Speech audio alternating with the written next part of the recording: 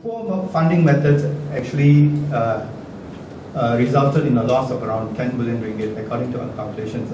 So just the mispricing of the bonds, after the 5 billion ringgit bond, there was US dollar bonds. So if you have access to a bond calculator and it's easily available on the internet, what you do is you just put in the rates for the bond for the bonds, and then put in what the rate should be. The difference will give you how much somebody else made from the bonds. Yeah. So that is what we did. And bond mispricing alone accounted for around 6 billion ringgit. Details are in the report, like I said. And then there was another option deposit of something like 4 billion ringgit. So total these up and it came up to about 10 billion. Asset overpayment and questionable purchases, these are the various purchases that they were supposed to have made with the loans that they raised. Apart from bank loans, by the way, the loans which were extinguished were the bank loans, and this was extinguished with money which was raised from the sale of energy assets to the Chinese. So the bond borrowings are still outstanding, and this still is worth more than 30 billion as of now. I think it's about in the region of 32 to 33 billion. It varies depending on your exchange rate. So asset overpayment and questionable purchases amount to another 27 billion.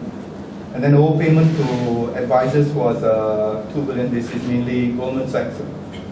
Yeah? The links were repeatedly to the same group of people. So that was one of the things that we picked up. And then stolen, as I said, is more than US 3.5 billion. And then unaccounted for from the agent's report is around 7 billion. So total losses perhaps around US 39 billion, 28 billion unaccounted for, 6 billion bond mispricing, 3 billion in overpayment of power assets, and overpayment of advisors was about 2 billion. So next, the report outlines how, for instance, the US 3.657 billion was stolen. The US Department of Justice report identifies three phases. The good stuff phase, which is US 1.03 billion between 2009 and 2011.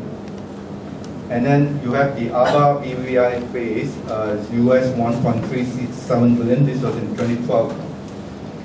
The good stuff phase, just to go back, is the one which involved the deal involving Petro-Saudi.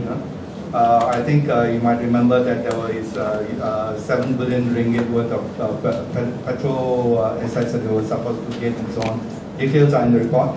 So this involved US 1.03 billion, which was paid to Gusta, which was a company controlled by Jolo. The ABA BVI phase, this is ABA British Virgin Islands. So this was a company which was incorporated in the British Virgin Islands to mimic the name ABA, which was a UAE state enterprise. So the money which was paid into this and then subsequently it disappeared. So that was 1.367 billion, and then the Tenore phase was US 1.26 billion. So total of US 3.657 billion between 2009 and 2013. This is the good stuff phase. I think what we need to look at is here, good stuff, which is controlled by Jolo. Out of that 1.03 billion, US 360 million was purchase of US assets. 389 million went into this company, which was set up by through BSI Bank in Singapore, and this was controlled by Jolo, used to acquire US assets among others. And then 24.5 billion went to Prince Turkey. This is the Saudi connection, out of which US 20 billion went to Najib Razak's accounting and bank. So effectively, the Saudi connection actually only gave the PM's account US 20 billion, not US 681 billion. Million.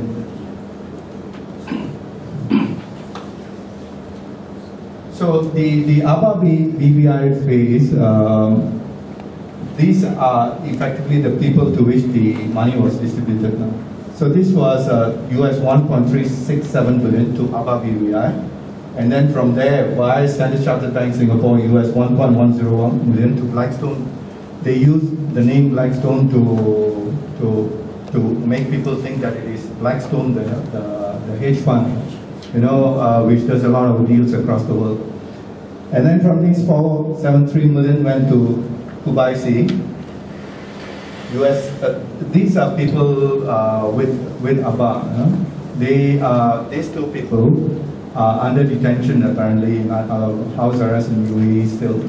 So Gunasegaram and Gunasegaram, 473 million here, 6.6. Najib Razak, 30 million. Jasmine Lu, 5 million. And then the big amount to Riza Aziz, who is the stepson, that is US 238 million.